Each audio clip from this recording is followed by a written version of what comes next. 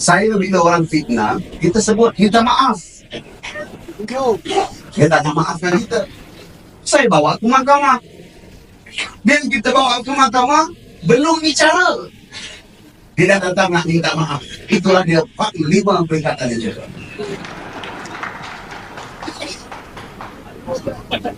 Yang PM ni tu bodoh sama. Tengok, Amir takut sebab tu dia tak nak bicara. Dia tak tahu pula benda saya kena.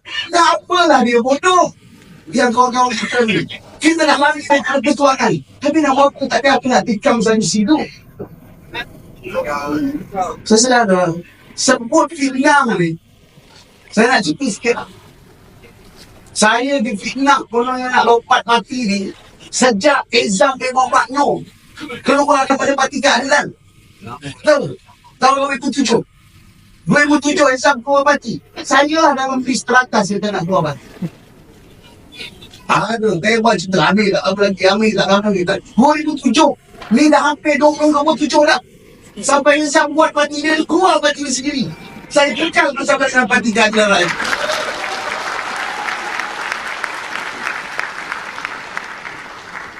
Masa zaman awal tak sekali pun saya cerita apa tak masa zaman nak sekali haji keluar macam-macam cerita. Masa zaman petani Amir kawan itu, Amir kawan ni, saya pun tak tahu siapa fitnah dia. Tapi apa yang menyebabkan saya boleh tegak?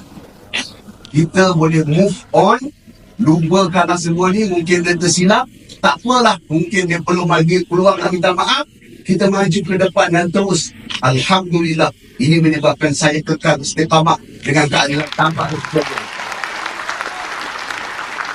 Maknanya tuan-tuan, kalau orang yang tak minta maaf pun saya maafkan. Ini orang datang untuk minta maaf dengan kita tak mahkamah. Kita lupa, tapi jangan lupa. Kita maaflah, tapi jangan lupa memang Perikatan Nasional fitnah dulu minta maaf kemudian apa banyak. Itu dari kita. Ini yang kita jangan undi Amir lagi. Ini sesederhana dan tuan-tuan yang saya kasih sekitar. Sebab itu kita ada kerja besar depan ini.